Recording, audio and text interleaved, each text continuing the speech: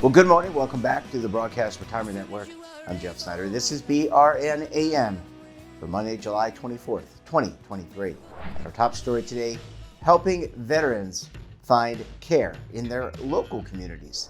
And joining me now to discuss this and a lot more, Pauline Peabody is with the U.S. Department of Veterans Administration. Hillary, it's great to see you. Thanks so much for joining us on the program this morning. Thanks so much for having me, Jeff. Yeah, it's great to talk with you, and it's always great to talk about our veterans. And I know today we're going to talk about community care and how veterans can access their benefits. And let's start off with a baseline here. The Veterans Administration has to be one of the largest, if not the largest, provider of medical services in the United States. Absolutely. We are actually the largest integrated delivery system in the world. And how... Let's talk a little bit about how veterans can access their benefits. Maybe they have retired from service, they've come home. Maybe they're from served in a prior generation. How do they go about accessing their benefits, whether it's through community care or direct access? So the first step is to enroll in VA healthcare. So today, VA serves about 9 million enrolled veterans, but there's other veterans out there that haven't taken the step to get enrolled. In fact, right now is a great time to take that step because just last year, Congress passed the PACT Act, which expands eligibility even further for many veterans, essentially any veteran that's been exposed to any kind of toxic exposure while they were deployed or on active duty. And we've got a deadline coming up in early August to enroll or submit an intent to enroll. So it's a great time for veterans who haven't previously gotten care through VA to take that step and enroll. And all the information is right on our website at va.gov. And so you just go on, you put in some of your information, I guess social security number, all that kind of good stuff, and then you have access to all these tools. How assuming that a veteran, and I can't think of a reason why, you've served in the military, you've served our country. I can't think of a reason why you wouldn't sign up for that. But assuming they do sign up and they can download the app, I think there are some apps. We interviewed one of your colleagues previously that there are some new apps that have been rolled out. But how do I set up time to meet with a practitioner to address maybe concerns around my health? Yeah, so once you're enrolled, it's as simple as calling your local VA medical center and making an appointment. You can do that online once you've taken the steps to get access to all the apps. We do have the ability for veterans to be able to schedule an appointment right through an app, as you mentioned, you've seen, or you can do it on the phone as well. And so the first step is really going to be getting an appointment with your primary care provider. So they'll assign you one, or you'll be able to pick one at your medical center. And from there, they'll be able to refer you to specialists to be able to get glasses through the VA, for example, or vaccines. And, navigating in any healthcare system can be a challenge. But I think what's really interesting is there's a community care feature, for lack of a better term. And as I was telling you before our discussion, one of my family members is a veteran. And these community care folks, they have been a great advocate for him and really helped direct his benefits and guided him and guided the practitioners so they get connected. Can you talk a little bit about that program and how people can get access to these advocates? Yeah, absolutely. So we started this conversation talking about VA is the largest integrated delivery system in the world. And we've got a presence around the country with 1,300 healthcare facilities. And that includes clinics, that includes 171 medical centers, but there's some areas where we don't have a presence and we're not as close to home for the veteran. And so that's where community care comes in. We have a network of about 1.3 million providers in every state and territory across the country. And through that network, which really serves as extenders, to be able to provide that care closer to home, or that's more convenient, or just with a provider of the veteran's choice if they're eligible for it. So as I mentioned, step one is getting enrolled, being able to get an appointment with a primary care provider at the VA. And from there, if you're determined to be eligible to get care through the community, you can then go see a provider through that network of 1.3 million providers. So if you do not have access to one of the 1,300 locations around the U.S., you can actually find an affiliated, they can find an affiliated provider for you to get the MRI, to get your eyes checked, your your teeth cleaned, etc. Go to physical therapy, have a mental health appointment, for example, close to home. So it really is a really neat benefit. And while VA has been doing this for the last 20 plus years, for veterans, we had through the Mission Act that was passed in 2019, a pretty significant expansion in eligibility for community care. So that's why we're seeing more veterans are able to access that benefit than ever before. Well, Hillary, I need to take a very quick break. When we come back, we'll talk more about community care and a lot more about veterans benefits. You're going to want to stay tuned right here on BRN AM.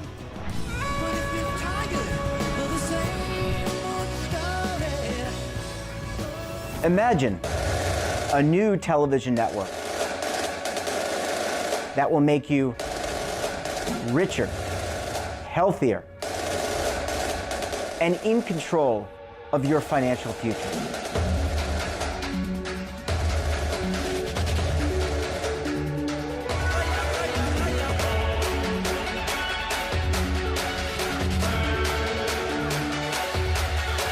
This network is for the policewoman in Nashville, Tennessee, the baker in Dubuque, Iowa, the teacher in Lexington, Kentucky. We want to make the idea of savings and retirement culturally relevant. But what do you see as a defining issue of the midterms, especially for the smaller businesses? I mean, they are the lifeblood of the American economy.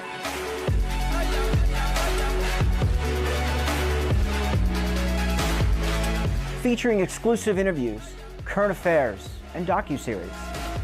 33 years old, you retired early. The philosophy is money only matters if it helps you live a life that you love. But you got to start thinking about retirement as soon as you get in.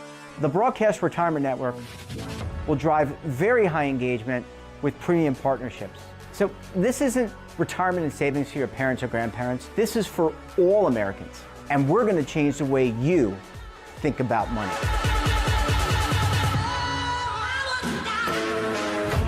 Welcome to the next frontier of retirement and savings. This is BRN, the Broadcast Retirement Network. Well, Hillary, thanks so much for staying with us. Really appreciate you hanging around for segment number 2 this morning. Thanks again. Yeah, a lot of great stuff that the VA is doing on behalf of veterans. And I just want to kind of get back to how do I sign up? That to me starts from listening to our conversation in segment 1. That really is the start of getting access to all these benefits that you're already afforded. So how do I, just for my own and the audience's knowledge, how do I get access to these benefits?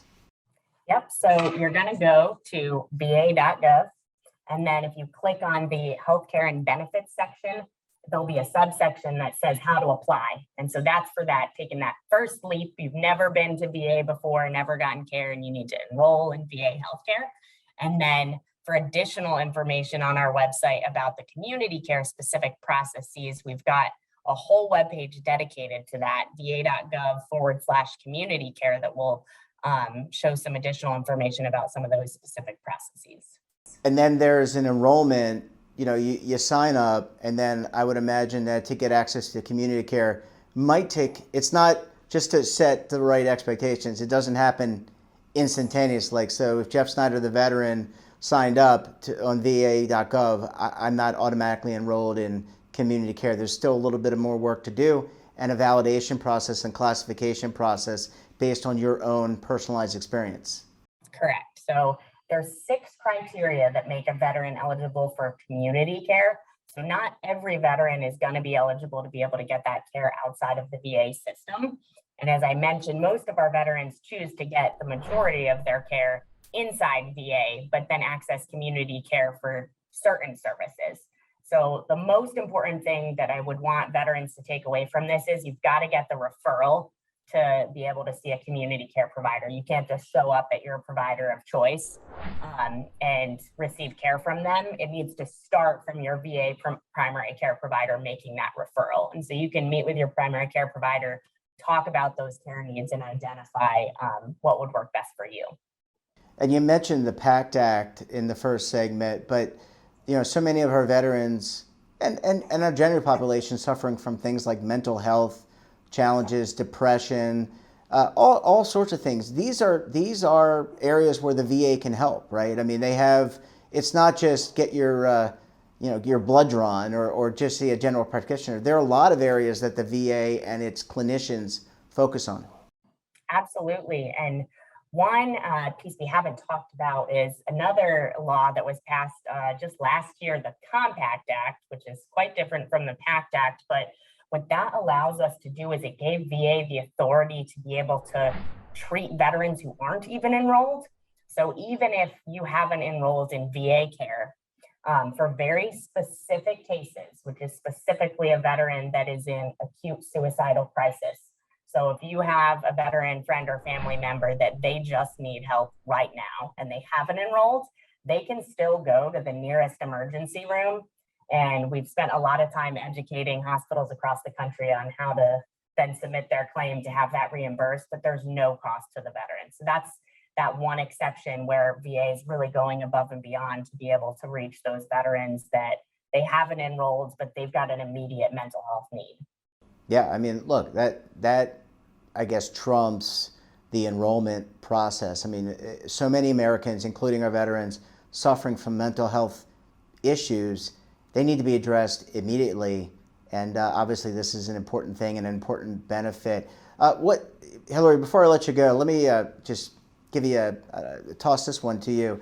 What can we expect in terms of new features, new opportunities for the Veterans Administration in the coming months? I mean, you talked about Compact, you talked about PACT, but you guys are always working on developing new technologies and new ways to engage the veteran community, whether it's through social, whether it's through a phone app. What's on tap, if I could ask? Yeah. So one of the things that our office, Integrated Veterans Care, is really working hard on is making some changes to our existing scheduling processes. So for your veteran listeners that have been getting their care in VA for a while that are sometimes frustrated that it's just a little bit clunky to get an appointment, they tried to call and it took forever to actually get the appointment. That's something that we're really taking on head on this year. Some of that is through new technology that we're looking to acquire. So in the coming months, VA will have the ability for many veterans to be able to direct schedule an appointment into the community without even needing to talk to someone. So that's one of the big things that we're working on. And then just fixing some of those processes where it hasn't been as streamlined as it needs to be. So the veterans can get care where they need it, when they need it, and it's fast and easy. Yeah, well, I mean, as a operations veteran, I can tell you, no process is ever perfect. It's always a process improvement mindset, and it looks like the VA is really taking the steps it needs in order to continue to serve veterans. Hillary, we're going to have to leave it there. Thanks so much for stopping by the program, and we look forward to having you back on the program again very soon. Thanks so much. And that wraps up this episode of BRN AM. Have a topic of interest, somebody you think we should talk to? Drop us a line. And don't forget, for all the latest curated news and lifestyle, wellness, finance, tech, so much more, all in one place, check out today's edition of our daily newsletter, The Morning Pulse. Want to search our archives, check out our latest content, then visit our website, and of course, all of our streaming partners. We're back again tomorrow for another edition of BRN AM. We'll have a very special guest. Until then, I'm Jeff Snyder. Stay safe, keep on saving, and don't forget, roll with the changes.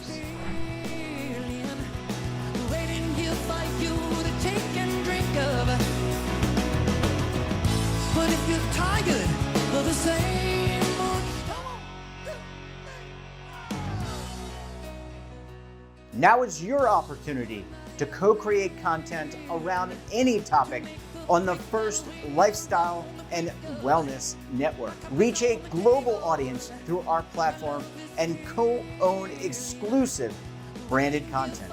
All of our programs are available on demand and also as audio-only podcasts, so you can take us on the go. Broadcast Retirement Network, available anytime, anywhere, and on any device.